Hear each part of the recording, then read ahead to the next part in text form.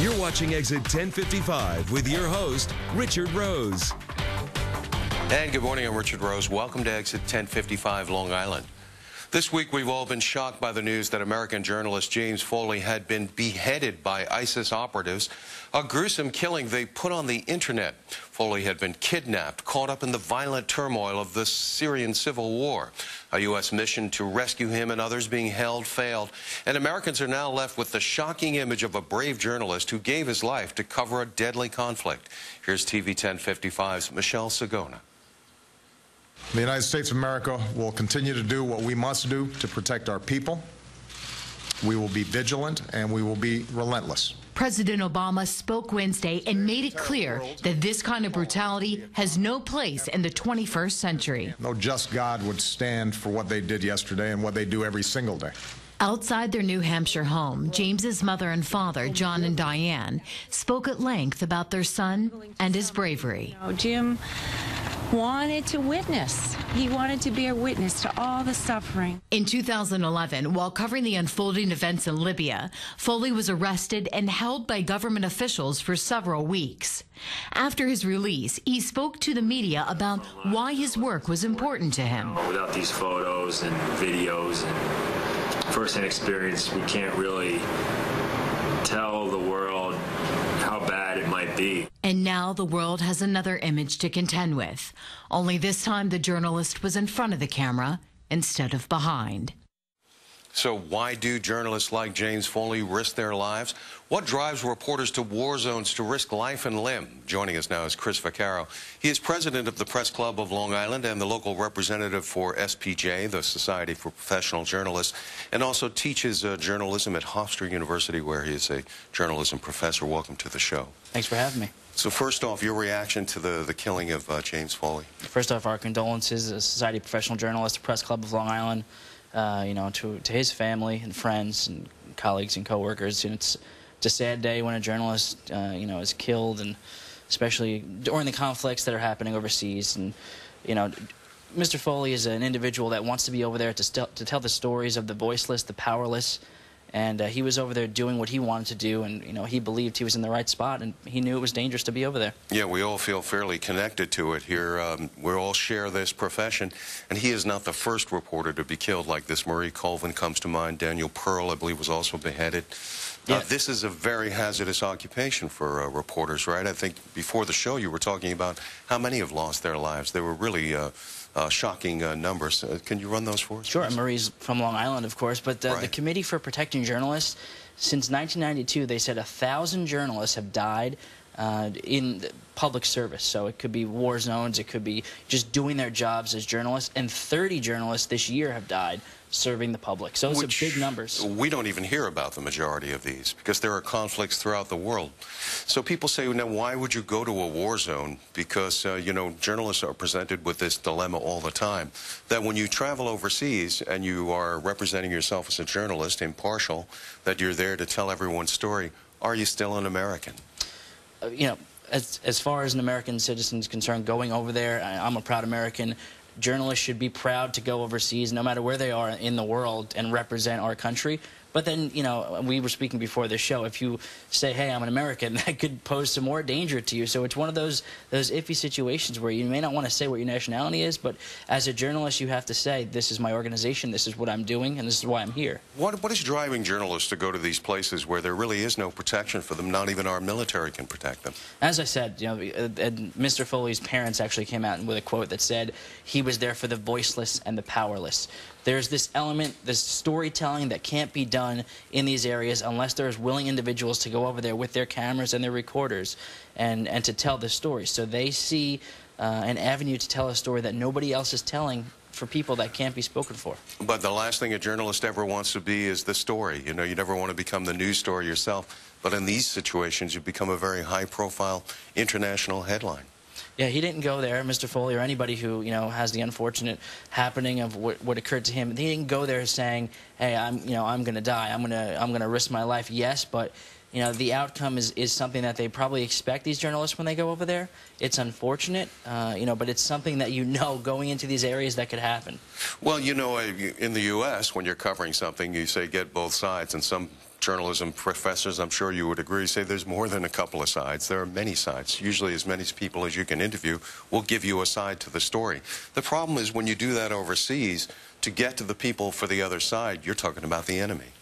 One of your sources, one of the sides of the story, are the bad guys, are the people that are providing and causing this conflict. So in order to tell a story ethically and objectively with both sides of the coin, you have to talk to those sources, and it's difficult, obviously, since there are some dangerous individuals out there. Well, you know, it becomes a policy issue here because some countries have paid ransoms into the many millions of dollars to try to have some of these captives freed. Sometimes they're journalists, sometimes they're civilians. And the U.S., of course, does not believe in paying any ransom. That's raised that whole issue again. Journalists being right in the center of raising an issue about whether you should pay to have hostages freed. Yeah, you get into talk about politics and, you know, dealing and negotiating with terrorists.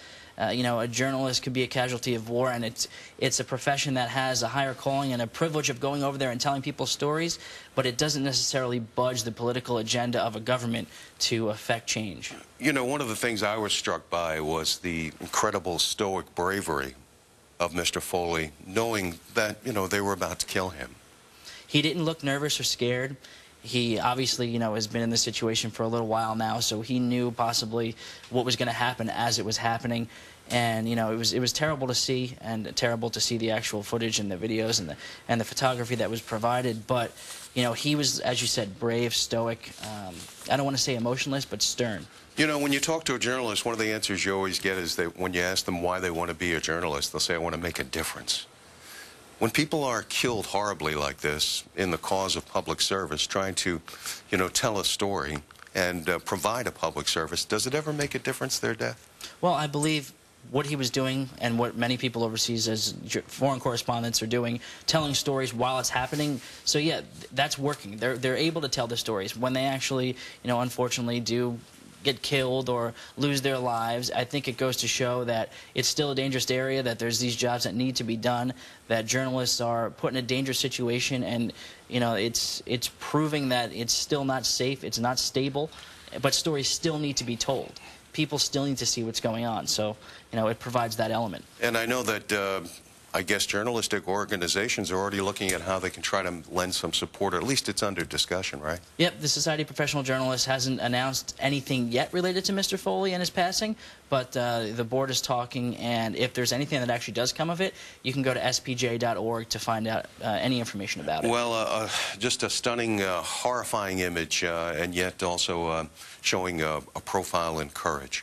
Thank you very much for talking to us about this today. Chris Vaccaro, president of the Press Club of Long Island, and also the SPJ Representative Society of Professional Journalists. Thank you. Thank you. Still ahead, a surprise ticket in the mail. Why, you'll have to watch out now for school zones or you'll pay for it.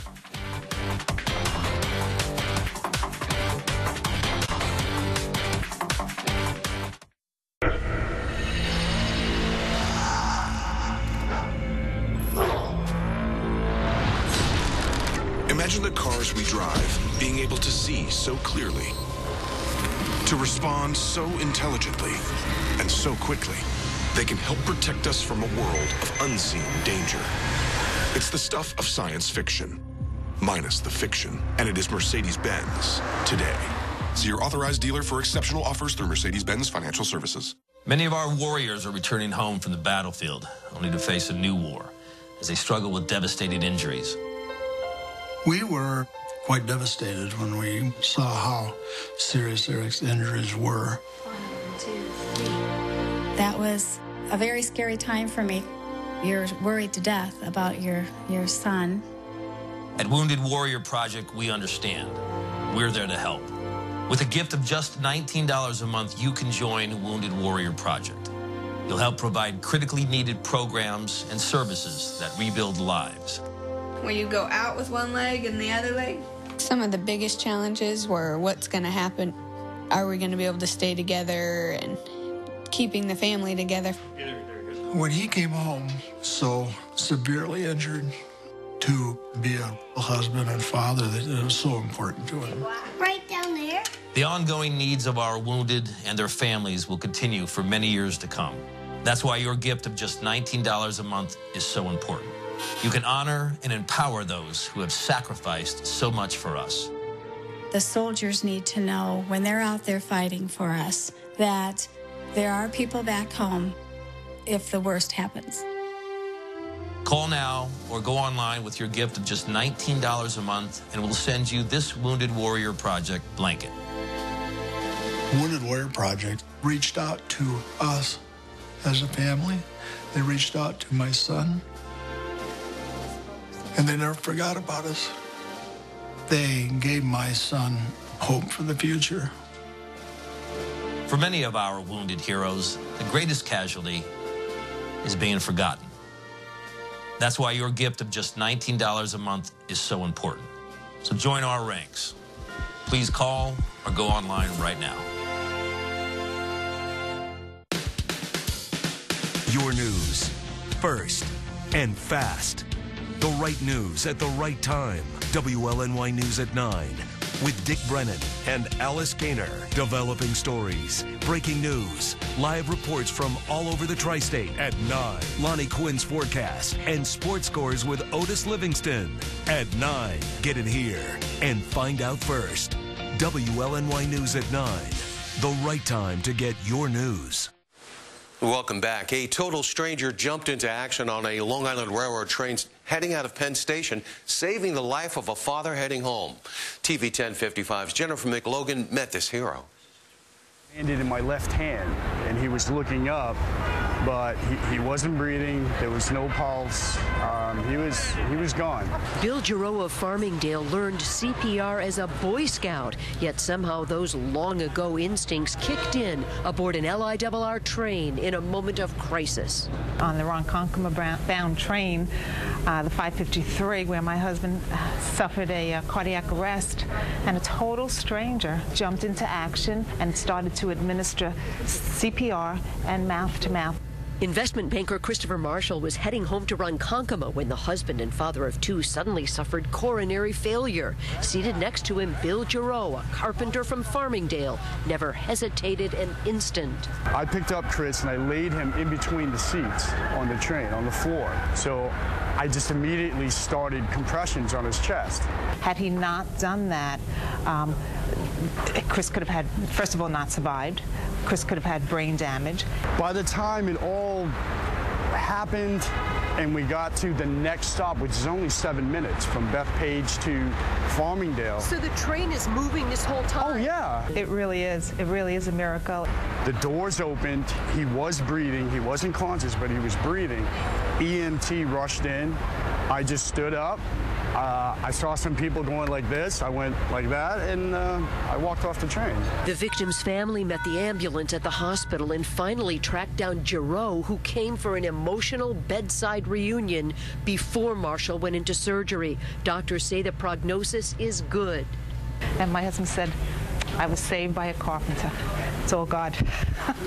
It's all God being there. A good Samaritan. I like that. And first responders say dozens of passengers have asked for more information on CPR training. Outside Penn Station, Jennifer McLogan, TV 1055.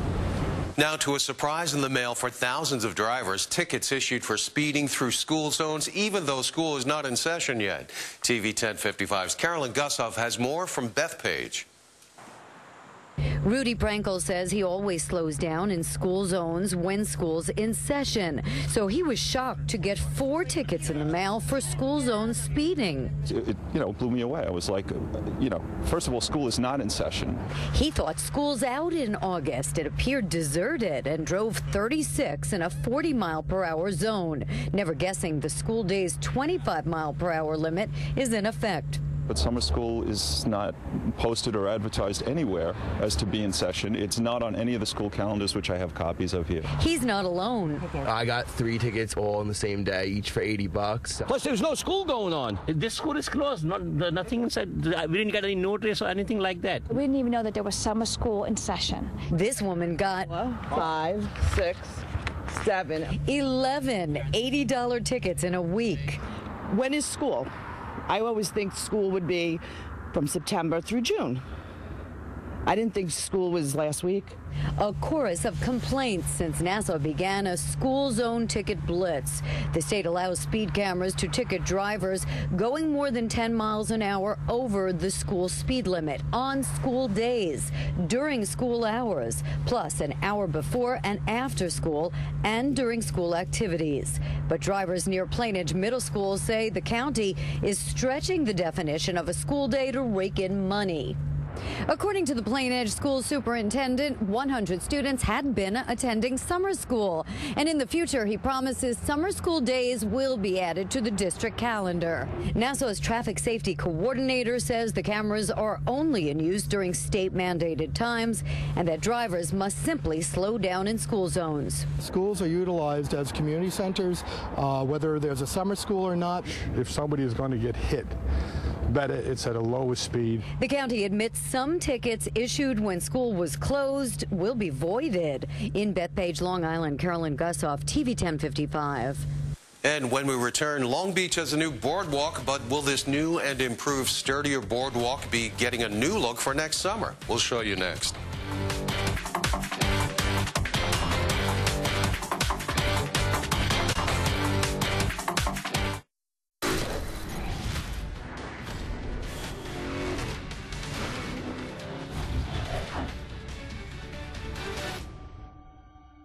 Hey, New York, 8 a.m. just got better. That's right. The Better Show can now be seen at 8 a.m. Watch The Better Show every weekday right here at 8 a.m. on WLNY-TV.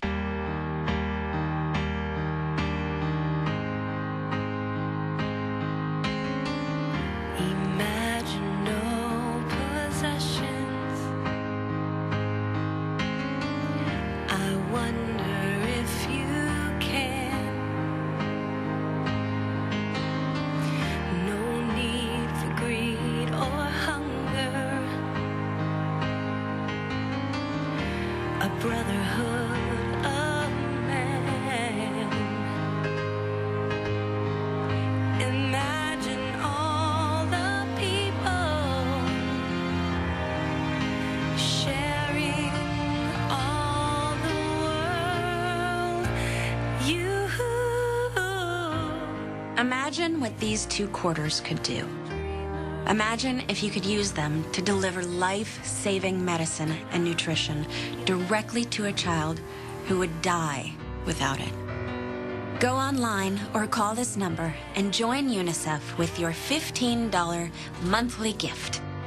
It's only 50 cents a day, and it means you'll get these children the critical help they need to survive.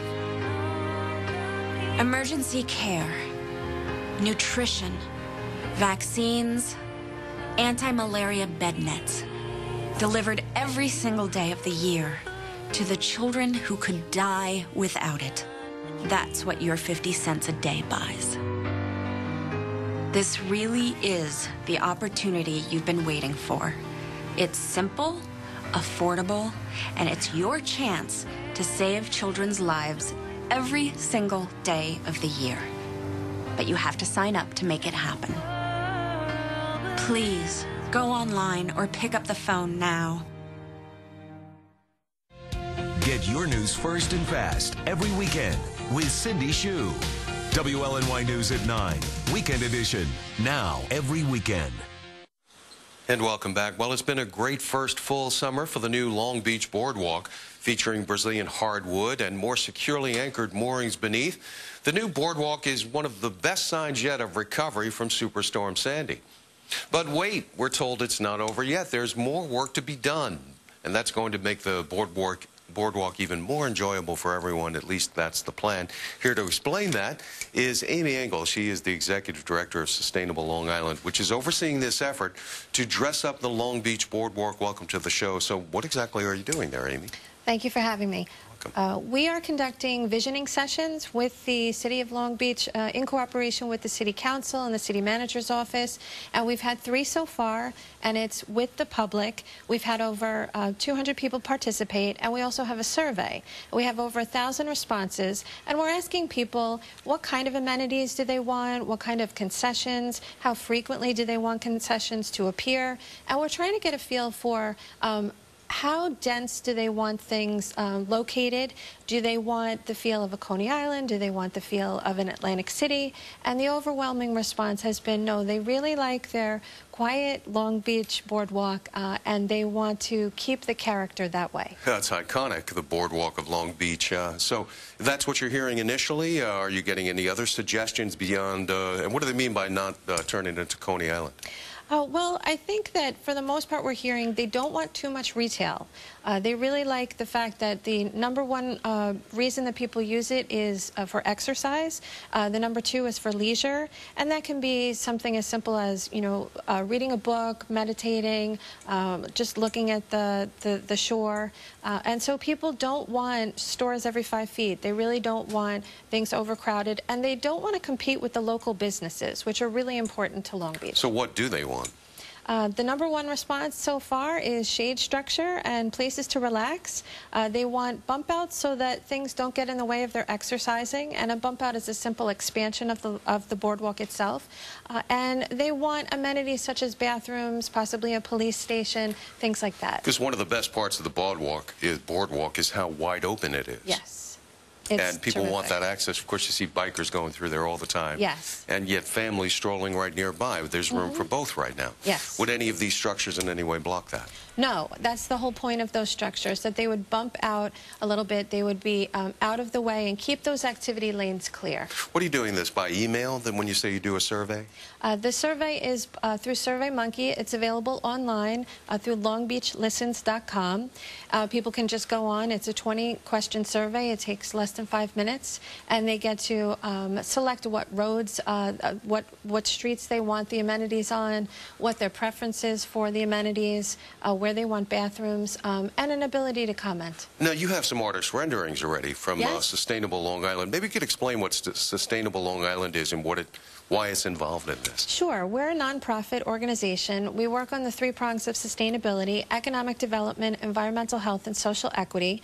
And the reason that we're involved is because we're helping facilitate the public outreach and the public input.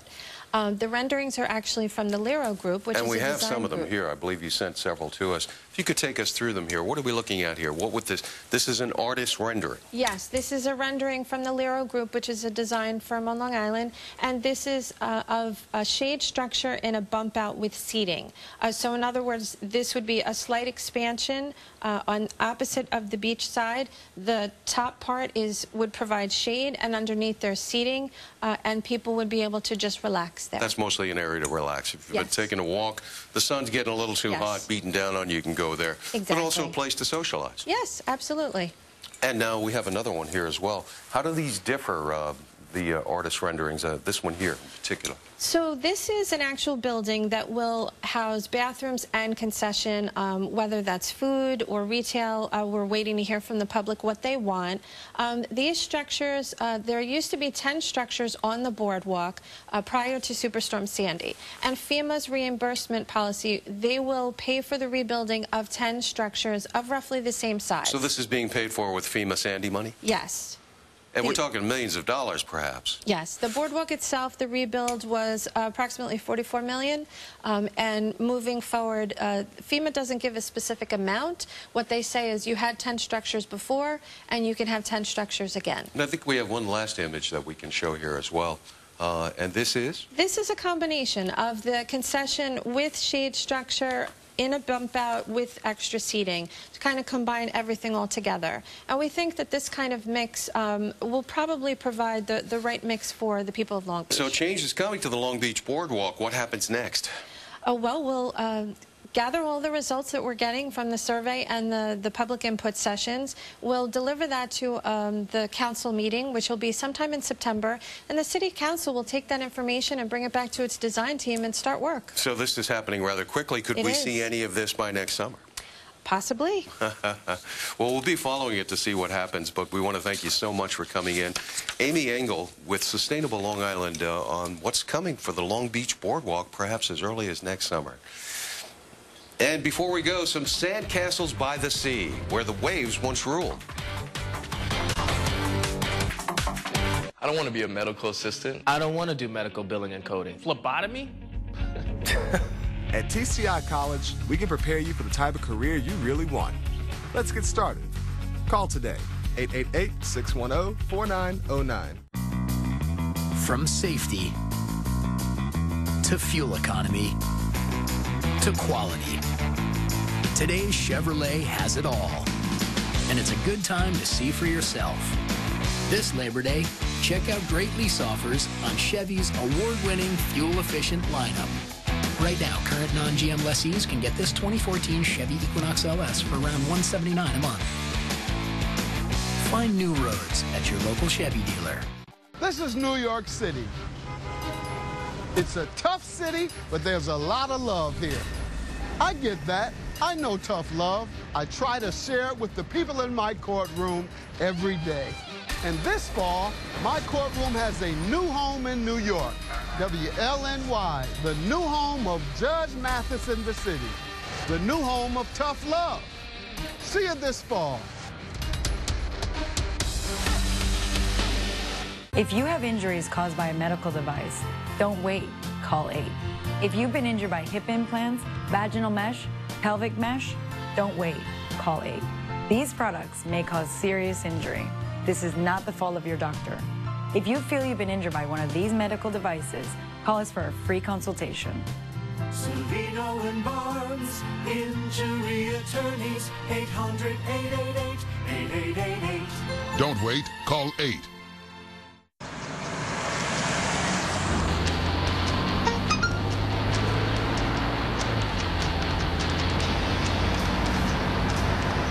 The average text takes your eyes off the road for nearly 5 seconds.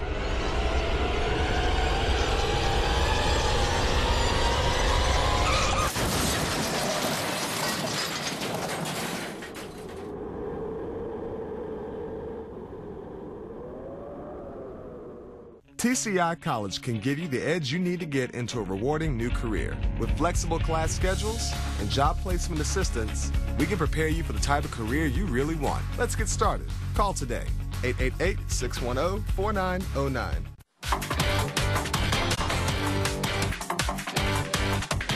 And finally for you, sandcastles dotted the shoreline this week in a competition featuring the very sand brought in to restore a Superstorm Sandy damaged beach. We saw kids of all ages building their dream castles where the floodwaters once ruled. From young to old, dozens of aspiring sand architects used just their hands, some water, and lots of sand to create a land of towering sandcastles at Nassau County's Lido Beach. The precious sand they shaped and molded into miniature fortresses was brought in this past winter by the U.S. Army Corps of Engineers, restoring the beach that Superstorm Sandy washed away nearly 2 years ago. Trying to celebrate the day at the beach and incorporate Lido Beach on the castle so we know where we've been. Joe Sloboda and his wife Diane's tribute to hard-hit Lido Beach was chosen a contest winner by Judge Andy Girdler, himself a professional sandcastle sculptor who spent hours creating this towering hobbit-like castle. The key to sand sculpture is really compressing the sand, getting it wet, really wet, compressing it, and working from the top down. Not all winning contestants had a method in mind other than having fun. We didn't really think, we just did it. So we just did random stuff and we hoped on luck. 11-year-old Alexander Schoschinger came with a clear plan to create an imposing castle complex. This is like a big tower in the middle of like a big city, and these are like the houses around it. What's it protected by? A moat. 9-year-old Hallie Oakes had an assembly line approach to stamping out her numerous cup-sized towers. What's good about using the cup? It helps you make castles. Which is what all these contestants proved good at, making sandcastles out of dreams before the next high tide rolls in. And that's our show. We'd like to thank our guests today on Exit 1055 Long Island, Chris Vaccaro and Amy Engel. I'm Richard Rose. Thank you for being there, and we'll see you back here same time next Sunday morning. Now here's a look at your community calendar. Bye.